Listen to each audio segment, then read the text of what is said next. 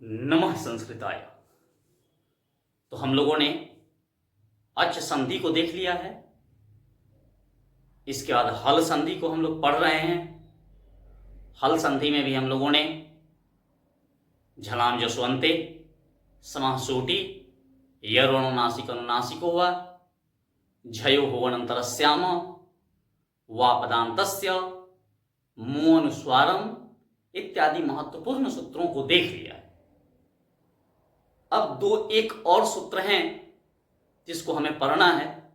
वैसे तो अष्टाध्यायी की दृष्टिकोण से देखेंगे तो बहुत सारे सूत्र हैं हल संधि में, लेकिन हमारे लिए जो उपयोगी है हम लोग उन्हीं सूत्रों को पढ़ने का प्रयास कर रहे हैं और उन्हीं सूत्रों को हम लोग देखेंगे। तो उसमें से हल संधि में एक और महत्वपूर्ण सूत्र है जिसको हम लोग कहते हैं तोरली। इस सूत्र को हम लोग कहते हैं तोरली संस्कृत में, अर्थात तो आता है तो के बाद लॉ आता है,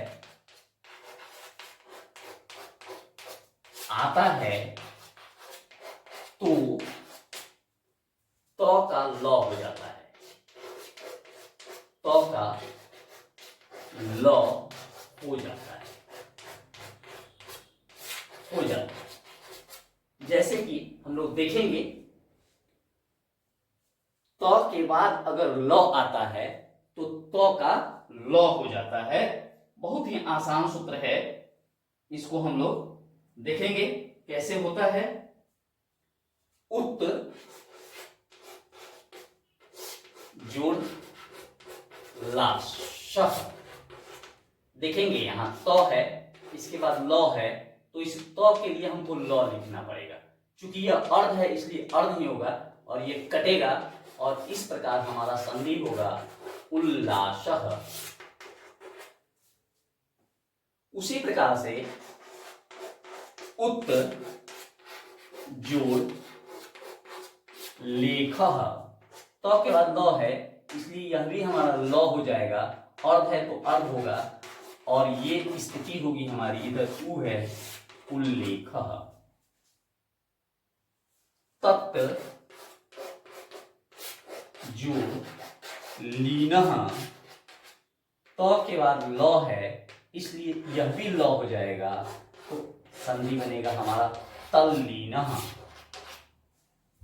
इस प्रकार से यह हमारा सूत्र है, बहुत ही आसान सूत्र है। इसको हमें लगता है कि आप लोग समझ गए होंगे। इसको आप लोग एक बार और देख लें अपने स्तर से। तो पुनः मैं बता दूं, तो के बाद अगर लॉ आता है तो का लॉ हो जाता है, बस इतना ही संधि है। अब एक दूसरा सूत्र और है, शायद अंतिम ही है, उसको बता देते हैं हम आपको। यह भी इसी से संबंधित सूत्र है इसलिए सुविधा होगी आपको। इसमें है कि तवर्ग के बाद, जैसा कि मैं पूर्व में लिख रहा था, मैं सोचा था पहले उसे पढ़ा दूं। तवर्ग, तवर्ग वर्ग के बाद चवर्ग, चवर्ग आता है तो क्या करेंगे, अब तो तवर्ग का चवर्ग हो जाता है। तवर्ग का चवर्ग हो जाता है, चवर्ग हो जाता है, हो जाता है। जैसे देखेंगे तवर्ग अगर यहाँ है और इसके बाद चवर्ग हो जाए, चवर्ग का मतलब चछा ज और तवर्ग का मतलब तथा, इसे पूर्व में हम लोगों ने वर्ग में पढ़ा है।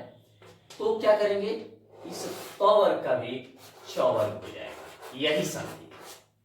कैसे हो जाएगा सो देखिए। उत जोड़ चारणम, देखेंगे यहां तवर्ग है और इसके बाद यह चवर्ग है, तो इसके लिए यही चौ हो जाएगा। क्योंकि अर्ध है तो अर्ध ही होगा, तो उच्चारणम, उच्चारणम उसी प्रकार एक और देख लेते हैं, सत जोड़ चित्त या चरित, कुछ भी हो सकता है। तो आप क्या करेंगे, इस तो का भी च हो जाएगा, तो सत सचित। उसी प्रकार एक और देख लीजिए, सत जोड़ चरित, चरित तो है, यहां च है तो इसके लिए भी च होगा, तो अर्ध होगा तो बनेगा सच्चरित, चरिता चरिता। ये तो त से हुआ। एक हम लोग दूसरा और बना लेते हैं, जैसे उत हो जाए और ज्वल हो जाए, ज्वला, उत ज्वला। देखेंगे तो है, इसके बाद च वर्ग है, तो इस तो के लिए यही ज होगा, तो उ ज व ल, उज्ज्वल। प्रायः कुछ लोग गलतियां करते हैं उज्ज्वल लिखने में। उज्ज्वल जब उन्हें लिखना होता है तो ऐसे लिखते हैं, जो अशुद्ध है, क्योंकि उनको इस सूत्र की जानकारी नहीं है। तो हम जब भी उज्ज्वल लिखेंगे तो ऐसे लिखेंगे, ध्यान हम लोग को रखना है। तो इस प्रकार से हल संधि हुआ। एक और आपको बता ही देते हैं अंतिम रूप से, कहीं कहीं या यूं कहें कि प्रायः उसका भी प्रयोग आता है, आपको असुविधा नहीं हो, मैं अभी उससे भी बता देता हूं आपको। एक और सूत्र है जिसको हम लोग को देखना है। यदि मूर्धन्य स के बाद तो या थ है, एक यह भी सूत्र अपना जो है, यदि मूर्धन्य स के बाद, मूर्धन्य स के बाद तो हो या थ हो, तो क्या करना है, तो के लिए ट, तो के लिए ट तथा थ के लिए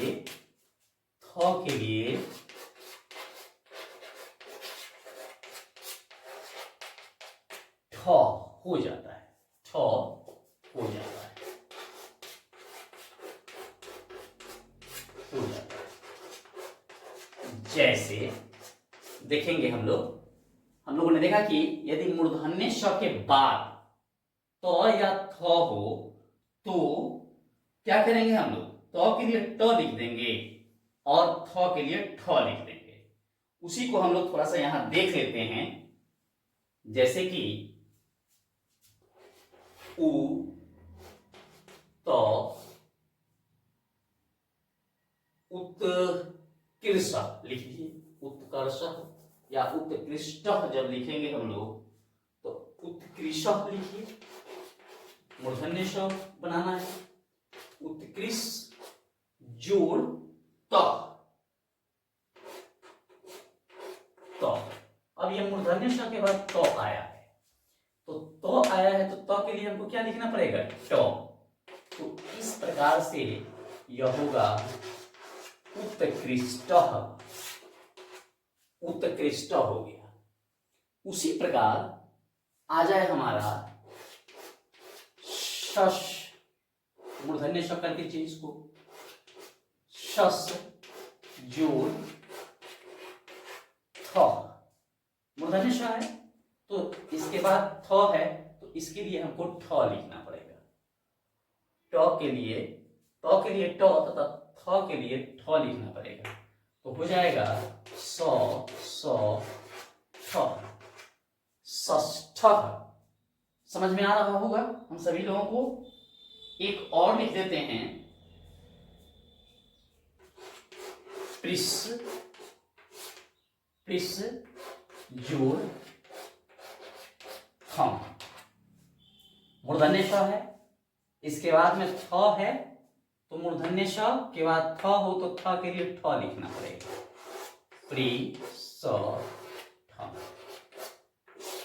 पृष्ठम एसिड, पृष्ठम पीछे। तो इस प्रकार यह हल संधि जो है हमारा समाप्त हुआ। अच संधि पूर्व में हम लोगों ने पढ़ लिया है और हल संधि को अभी हम लोगों ने देख लिया। अब हल संधि के बाद हम लोग फिर विसर्ग संधि मिलेगा, उसको हम लोग देखेंगे। तब तक के लिए फिर अगले वीडियो में मिलते हैं। नमो नमः, धन्यवाद।